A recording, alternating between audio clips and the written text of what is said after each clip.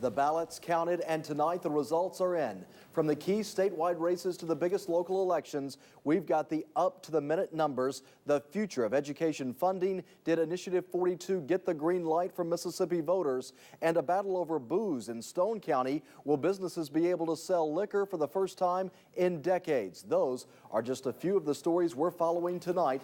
For more election coverage, I'll turn things over to Dave Elliott and Doug Walker. Officials in Lincoln County say the 4-year-old and his dog are safe after being trapped in a well nearly 25 feet deep. The city of D'Iberville is counting down the days, and today that number stands at 21. That's how many days remain until the Scarlet Pearl Casino opens its doors. Steve Phillips gives us a sneak peek inside the resort.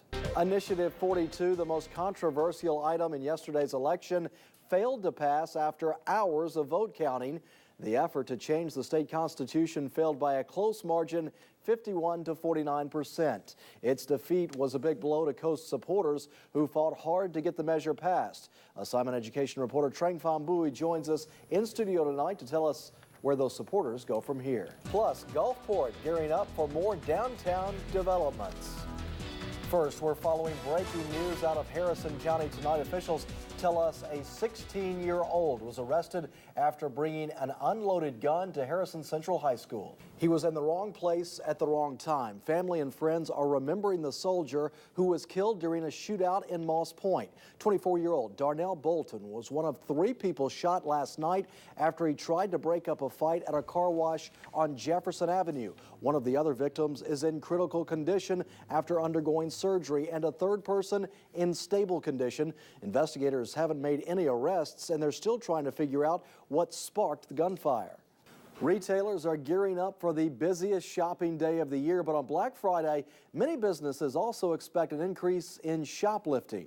This is in the lower 9th Ward, a civic center here in the lower 9th Ward that was obviously devastated with flooding following the hurricane. President Obama spoke on this podium behind me inside this civic center for about 30 minutes. He wrapped up about 4:30.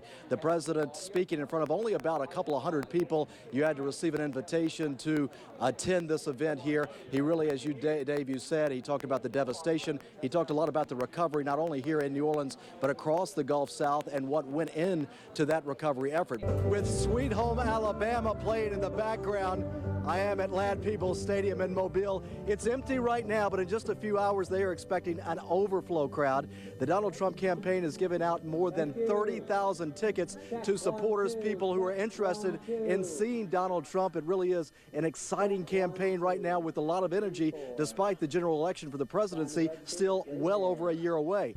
Well, there are cars everywhere in the parking lot of Edgewater Mall. It's hard to believe this is a Thursday afternoon. As you can see behind me, lots of people just walking by, looking at all the cars. And I'm standing in front of an '03 Corvette. That in itself is pretty neat.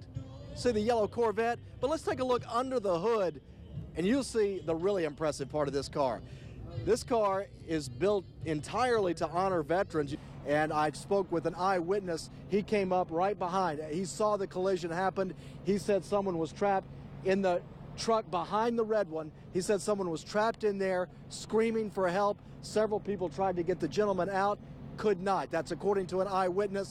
First, right now, you're looking live at the aftermath of a fiery crash that is still causing chaos along I-10. The eastbound lanes have been shut down for the past 5 hours at the Diamond Head exit, and we're told they're not expected to reopen until sometime after midnight. A wreck involving 3 18-wheelers leaves one person dead there. I was on scene shortly after it happened and talked with an eyewitness. Phil Bryant takes 87%. Big number for Phil Bryant in Harrison County. But on the Democrat side in that governor's race, a big surprise tonight, as it is Robert Gray is leading statewide. He's a virtual political unknown. In fact, he had raised no money. Tumbling temperatures across South Mississippi. Teeth-chattering conditions as the mercury drops. Let's go straight to Chief Meteorologist Carrie Duncan for this frigid forecast. Some South Mississippians say they wanted to do something this Thanksgiving week to help others. Singing River Health System held 2 blood drives today. One was at Singing River Hospital in Pascagoula and the other at Ocean Springs Hospital. Officials say they received 82 units of blood, and they're grateful for the donations. Everyone who donated today received a free t-shirt and cholesterol check. Cholesterol check, a good idea, especially this week. Very much so. My dad keeps telling me to get one. Yeah, well, you better do it. I know. Lego Lambo, as it says, stands a little more than 2 feet tall. At 15 feet by 13 feet, students worked off photos and computer models to build the Lambeau Field replica. AJ over here is working on a Superdome. Have a good night. Some voters didn't have to be 18 to make their voice heard today. Nativity BVM elementary students had 2 very difficult choices on their ballots. Those choices, pizza or hamburgers. Those are tough choices. Cub Scouts in the school led the vote. This is the 3rd year for the students to take part in a school-wide election, and the results are in. What do you think? The students voted pizza with 60% of the vote, and we actually voted pizza. We've got a lot of it in the studio tonight because we are going to be with you all night talking elections, and we will have the results as they unfold after the polls close at 7 o'clock. Our coverage begins on WLOX.com at 7:30. Follow us on Twitter and on Facebook for updates, and we'll see you in just a few minutes over on WLOX CBS.